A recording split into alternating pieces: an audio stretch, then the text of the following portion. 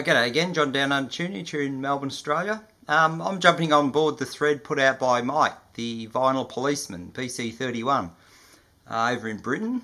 Yeah, sorry mate, it's taken a couple of weeks to get in front of the camera, but I think I've got a chance to do it tonight, so I'll have a go at it.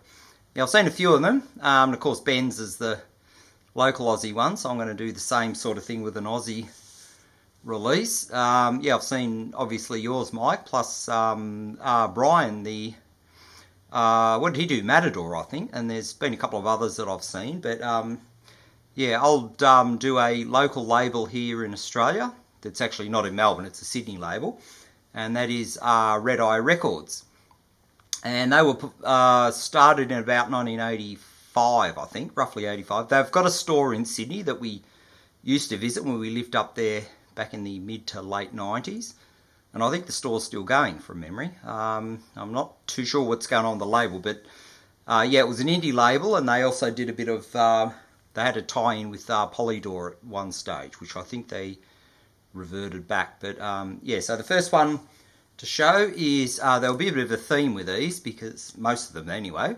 The first one I'll show is Steve Kilbey. This is his first solo album, it would have been. Unearthed, 1986. He was obviously the lead singer of The Church, probably one of the best Aussie bands we've ever had. And this is, yeah, his solo stuff was on Red Eye, and that's the label there, that's the Red Eye label. And I think this is the first album that they put out on, I think it's LP1 from memory. Yeah, Red LP1, so that would have been the first one on Red Eye, was Steve Kilbey's Unearthed. Then the next one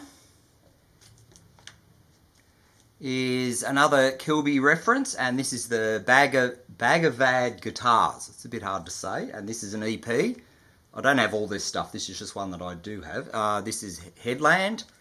What year we got here? 88.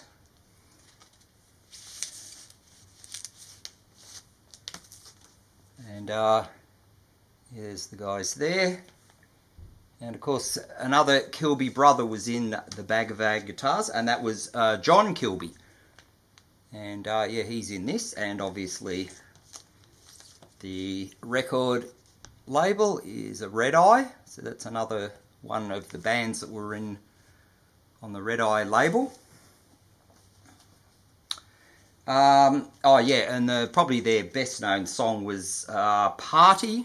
I've got a 12-inch, this is like a double 12-inch single, bit of a weird cover. I'll give you a look at what that looks like, a rather puzzling image, but that's the Bagavad guitars. Yeah, there's yeah, Party, which yeah, you can see on YouTube if you want to know what it sounds like. And there's the guys there, and yeah, it's like I said, two 7-inch singles, so they're also on the Red Eye label. When Party came out, 1990. And the next band that are on Red Eye is the Crystal Set, and this is their what's this one? Yeah, From Now On. This is an EP. Red Eye LP3. This is 87. Once again, the Red Eye label. And who did the Crystal Set have? Yeah, they had Russell Kilbey. That's another of the Kilbey brothers. He was in this, and I think Steve produces the album from memory. I think he gets credits for that. And yeah, 87. So that's, yeah, I really like their sound. They're very churchish as well in a way. They're all sort of very related, but yeah, really good stuff. So that's the Crystal Set.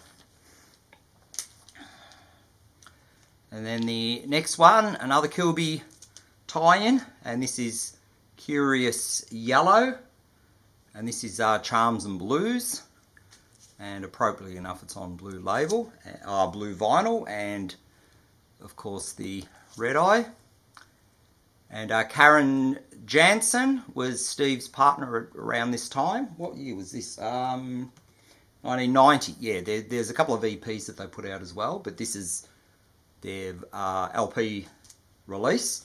And of course she was Steve's partner, and I think he's got twin daughters with her. So yeah, I don't think they're together now, but Karen Jansen ended up, I think she co-wrote Under the Milky Way as well. But yeah, obviously another Kilbey tie in there, and Red Eye.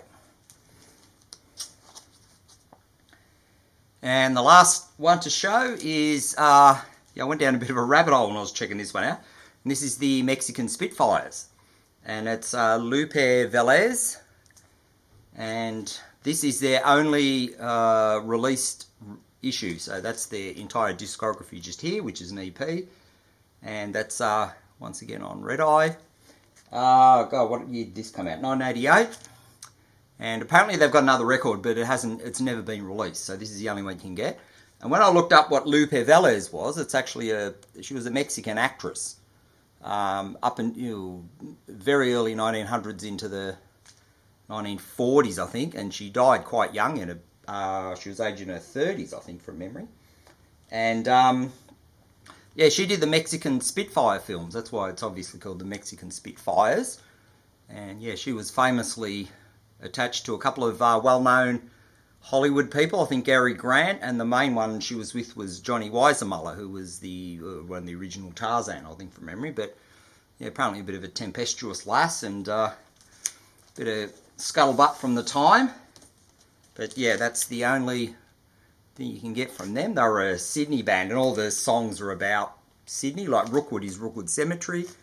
That's a well-known one for cemetery chasers like me, but yeah, that's a good one. Sydney Town, I think that's they've got a video for that, I think. Yeah, Town Hall Steps or Sydney Town Hall. Yeah, so that's probably not easy to find. Yeah, it took me a while to get a copy, but yeah, I do have it now. So that's another one that was on Red Eye, and the Mexican Spitfires. And just as a sort of a sub-label that they had was Black Eye Records. And this is the famous or infamous Lubricated Goat and the Paddock of Love album. And yeah, these guys are pretty crazy. Yeah, they famously performed in the nude on a show on ABC here in Melbourne back in the 80s, I think it was. And this is Black, which is Black Eye Records. This is the only thing I've got on vinyl that I know is on Black Eye. And yeah, just to show you what it looks pretty normal on that side. But that's the Black Eye label there. So that's yeah, the famous, infamous Lubricated Goat. That's on the sub-label of Red Eye, which was Black Eye. I think they also got another one called Third Eye, but I can't think of anything I've got out of that sub-label or whatever you would call it. And a couple of other ones, yeah, they do CDs, of course. And one of the crystal sets that I'm crying for on vinyl is the Almost Pure, which came out in 91, I think this one came out. But yeah, almost impossible to find on vinyl. And there you go, there's the Red Eye there. And this is impossible to get on vinyl. It should be out, but it's not. Clouds, Penny Century, they were another one of the Red Eye bands, sort of indie pop, girly jangle pop sound. And there's your Red Eye there. Yeah, the CDs are easy to get, but yeah, you try getting the vinyl, it's almost impossible. And the last one that I'll quickly show is The Cruel Sea, one of the incantations of Tex Perkins. And this is the well-known album, The Honeymoon Is Over. And yeah, this would be really good to get on vinyl, but yeah, very difficult. And there's the Polydor there, which they were tied in with, and Red Eye. So there's that. And just to throw in a few books that I've got on the Red Eye label. There's like a catalogue, sort of a self-published listings of the Red Eye label by David Holm. Came out in 2009. And it's like a sort of a self-published book on all the releases you can get on Red Eye Records. Oh, there's the Mexican Spitfires there, for instance. Yeah, some colour pictures of some of the albums you can get. Yeah, it's got all the CDs, 7-inch singles, plus the LPs that are all there. Yeah, 2009. So that's yeah, that was a good one to find. Yeah, I found it at a record shop. It cost me $15. I'm not sure if you can still get them, but yeah, that was a pretty good one to find. And just recently they had he was John Foy. He's the guy that run Red Eye, and they had a lot of posters. Like this is the first version of this book. It's called Snaps, Crack, Pop, and yeah, it's all their yeah, Red Eye Records, Skull Printworks who printed them, and the Black Eye Records label. And there's the cover with some of the bands. Yeah, a couple of the, like a poster that came, little postcard that came with it. There's Do Re Mi, that's one that I remember. The Johnny's course, so that's a postcard that came with it, and of course that's his, I presume that's his business card. And this was the first edition, which on the back they're numbered. Where is it? Yep, it's numbered down in the corner there. I think this came out in 2018, about 3 or 4 years ago. And it's like a sort of a, you know, postcard or posters, pictures, shots in the shop, you know, people and everything. Yeah, really well produced book. And yeah, it was really expensive. I think it was about $100 when I got it. But and then just like I think last year, he redid the book, and it's sort of called the International Edition. I got like a little picture there, and the Snaps, Crack, Pop are reversed. So if you see the original one, which is the back one, that's white, then black, then white, and white, then black. So that's how you can tell if you know them that well. And the printing's a little bit different as well. Like this one is not as glossy, and this is the second iteration of the book, which is I think 2021, and these aren't numbered. They're just and these were about 65, I think. You can get them. Yeah, there's shops in Melbourne that do stock them.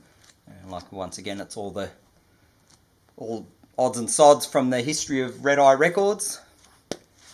So that's, yeah, a really good one to get. Oh, and yeah, these were signed, yeah, with the shop I got it from, which is Vicious Sloth in Malvern, if anybody knows that place.